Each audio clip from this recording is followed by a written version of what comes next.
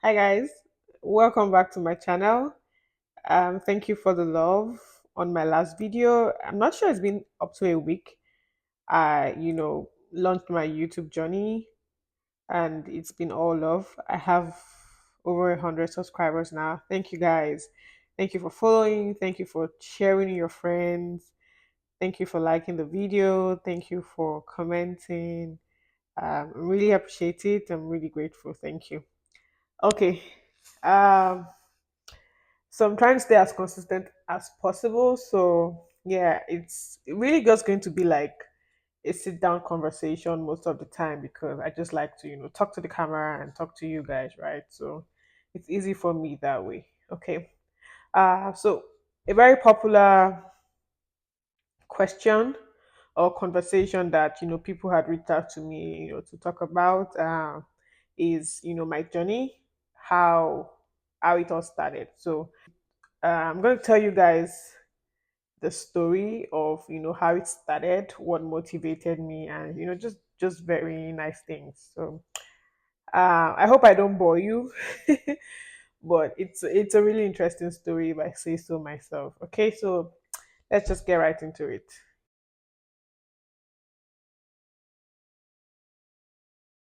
How did it all start?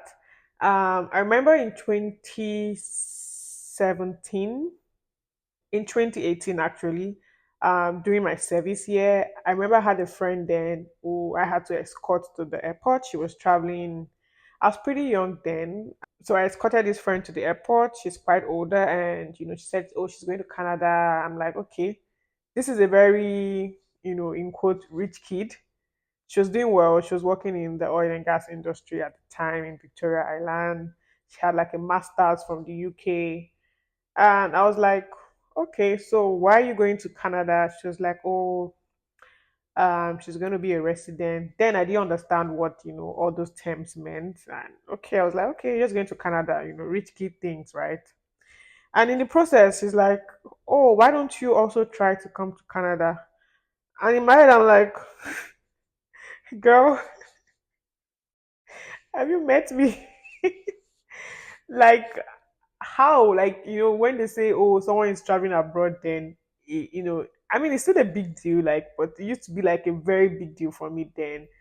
And I'm like, this one is just delusional, right? I mean, obviously, I didn't say this to her. I was like, okay. She was like, okay, but when you're ready, her sister then owned like an agency, she's gonna help me. So I was like, okay, my friend's sister, I should probably do it for me free, right? I was like, okay, that's fine. I'm gonna speak to your sister about it. Maybe Pata Pata will pay my visa and ticket money. Then I called this sister of hers, and the girl was like, "Oh yeah, you need this, you need that, blah blah blah blah blah." But before we evaluate, even like just to confirm you're qualified, you need to pay a deposit of 500,000. I just don't even know I ended that conversation on WhatsApp. Like I didn't even respond to her again. I'm like, in my head, I was like, didn't your sister say, I'm a friend, why am I being charged? Because I would have thought that, the girl understood that this girl is not that type of person that could afford 500K. I mean, I was serving then and earning, was it 17,000? I can't remember how much I was being paid then. And it was just impossible. So in my head, I was like, if I have 500K, why I want that back up for Nigeria in the first place? Of which then, right, we didn't used to call it jackpot, but it was just crazy. So that passed. I mean, I forgot about that. And in my head, no one could travel, without having to, give someone money to help you package your papers and, whatever it was called then. And then that idea just died. I went on, getting a job, working, and just being a regular Nigerian. Fast forward to 2020, it was I think I had started a master's then in 2020. Had I?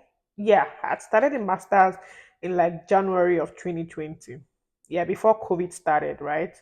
And it was around February or March. Then there was going to be like an ASUU strike. If you're Nigerian, you know what ASUU strike was. And then the master's was like an evening class, right? It was supposed to be a 2 years master's. And I just started, it was second month, into it. I was already feeling frustrated. I was like, I'm back to this uni life again, but let's just do what we gotta do. For me, a master's then was just about a title. I just want to have a master's and be like, oh, she has a master's. It wasn't for anything. It wasn't even the line of what I was doing. I just wanted to do a master's. And yeah, so COVID came. No, I think the strike started, then COVID came, right? And or maybe COVID came first before the strike. It was just crazy. Nigeria is a crazy place. So I missed all of that. And lecturers was like, okay, we're gonna do online, blah blah blah, and all that. Then it was really difficult having those lecturers because they were like very old guys. They didn't understand technology as such. And I remember one time a lecturer was like, "Oh, I'm sorry, guys, and my wife is not around, and she is the one that helps me put on my Zoom." I'm like, "What is this shit?" I was just really frustrated, right? And then I think I was so angry, and I stopped attending classes. I think the first semester exam I did not attend, right? So around that COVID period, I started to hear about countries, giving their citizens palliative, giving money, this, that. And I'm like, please, oh, what am I doing here? It was so funny because I was having conversations with my friends that were like in the US and were citizens, like, oh, they just gave us $600, just gave us this, they brought food, you could go to, maybe the food bank or whatever, you could get food. And here I am in my country. Everyone is, we just the government was they were literally not even caring about anyone, right?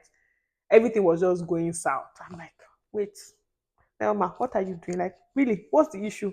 And then that period when when it was COVID, where all at home, you were to yourself. I didn't have anybody around, and it just gave me time to kind of like reflect. Like, wait, what are you doing with your life? Yes, I was working. I was earning quite okay then. Yeah, I was earning good. I was okay. I was living, had my own apartment in Yaba. I was doing great. I was driving. I had a car. I was fine. And I just thought to myself, is this what I want in life? Do I just want to be fine, have one BQ, one car, just basic life? I mean, basic life is good. I like to be very, very basic, right? But then again, do I want to be in a country where there's this type of epidemic and the government doesn't even care? Like, you're just on your own to figure things out, right? It was so brutal. Like, it just made me reflect that period.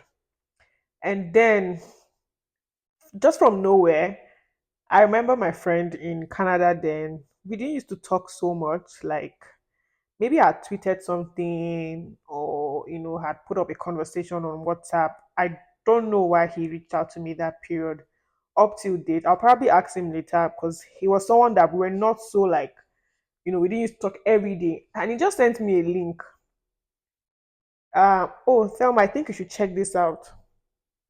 I'm like, I did not tell anybody that I want to chat, but why is it sending me a link?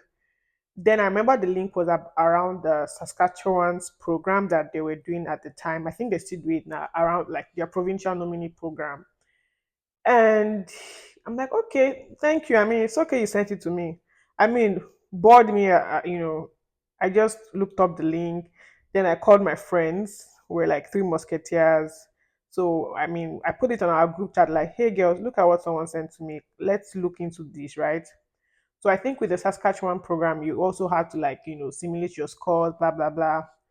And when we did all of that, we realized that, oh, we're not sure we were qualified because for that program, you need to be in a career that was related to whatever you studied in school, which did not make sense, but that was what it was, right? So we realized that a lot of us, what we studied in school was not what we were practicing, thanks to Nigeria.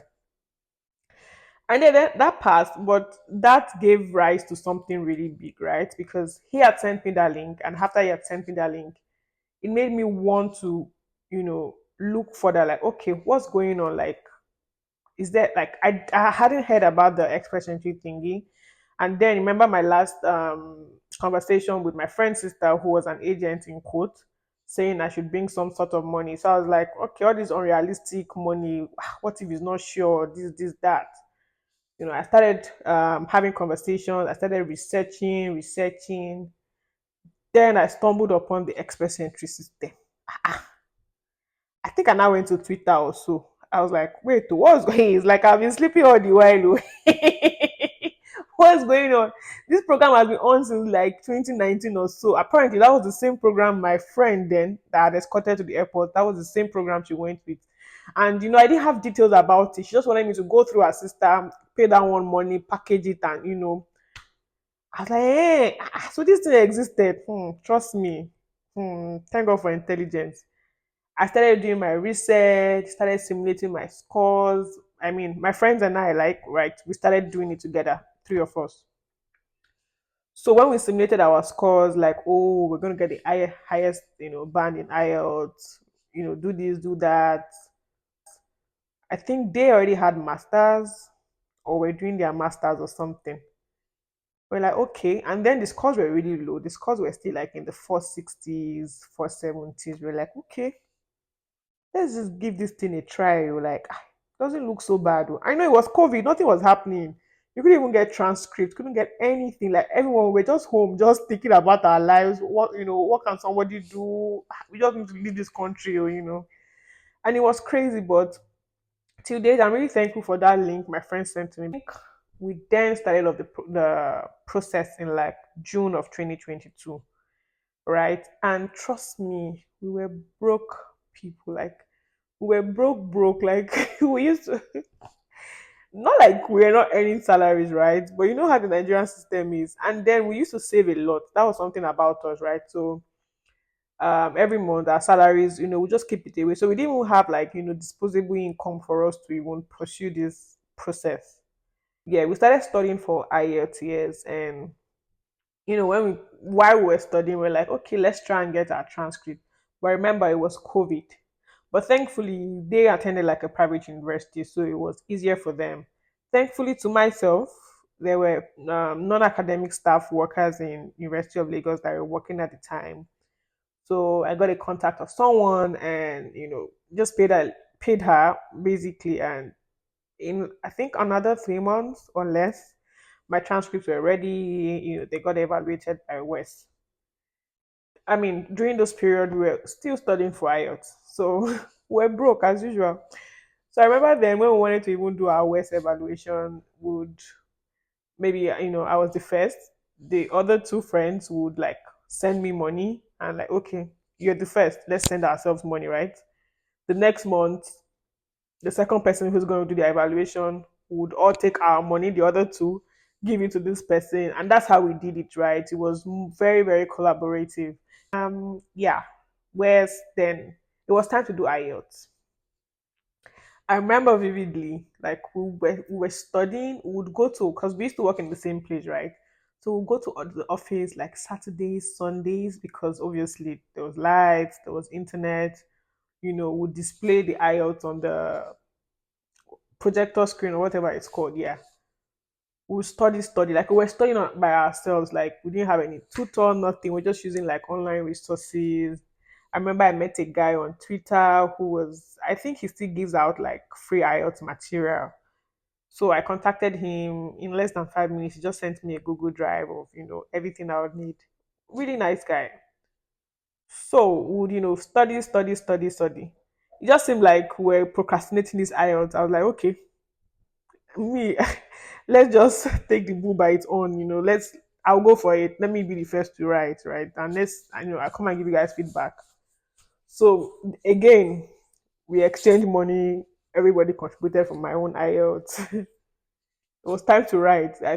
So I started with the other modules. That was the reading, the writing, and the listening. So the day came. It was good. I mean, I did it afraid, but it was the best thing to ever happen to me. And after the exam, it seemed pretty easy, but I wasn't so sure. But it was good. Like I felt really good myself that, oh, I did something. And then I went on to do the speaking. It was still COVID period, so we didn't have like interactions with people physically, right? So I had to do the speaking test over Zoom, but it was still in the space that was provided by the examination body.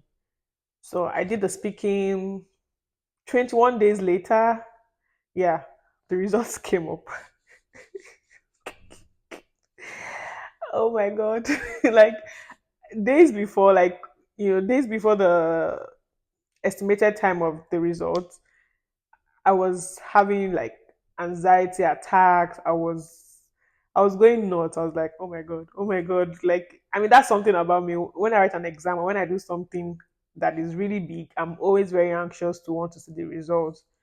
So the night before, I couldn't sleep. I stayed up all night. But I mean, I stayed up all night thinking, yeah, the results will come up like 12 a.m. The day of of the results. 12 a.m. came. I logged on to my Ielts portal. Results were not there. I was like, hey, God, but maybe they said it's 21st of September. I think I remember that was the day. But we're already in 21st of September. Why don't I have my results yet?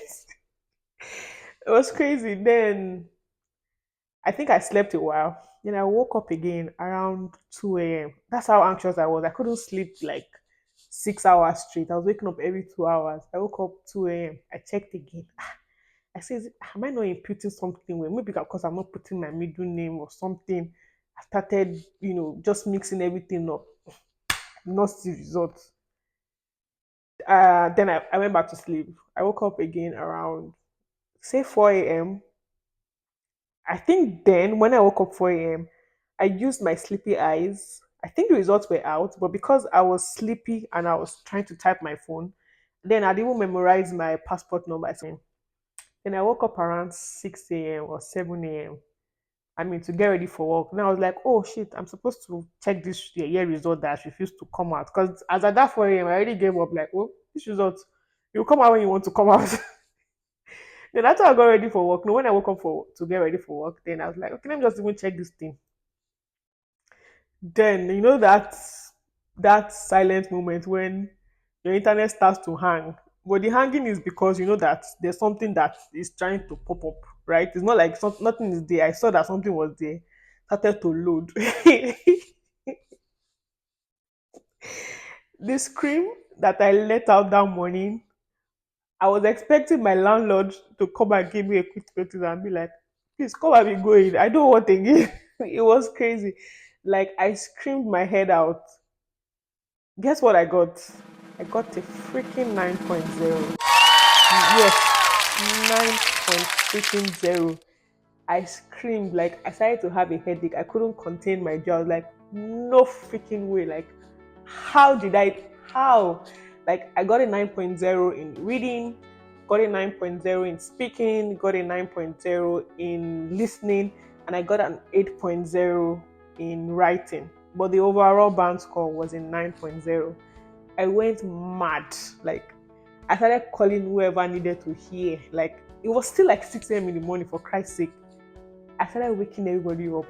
You know that moment when you need to share your good news, then people do not pick. I'm like, why are you people not picking? Of all mornings not to pick up my call. This morning. I'm like, no, I couldn't contain this joy. I started calling, I called my friends, I was just screaming, I was crying, I was thanking God, I was doing everything. In fact, I was like, what? I got to work late today. I don't care. I passed my hair. I was like, let them sack me. I don't even care. Like I was so happy. Like when I look back at that morning, it's still fresh in my head. Like it was something to be jealous about. Like I was so proud of myself, right?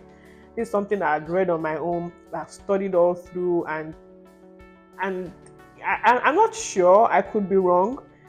There's only one person who had come across like during this 2 years journey that had gotten the same band score in Nigeria, the 9.0.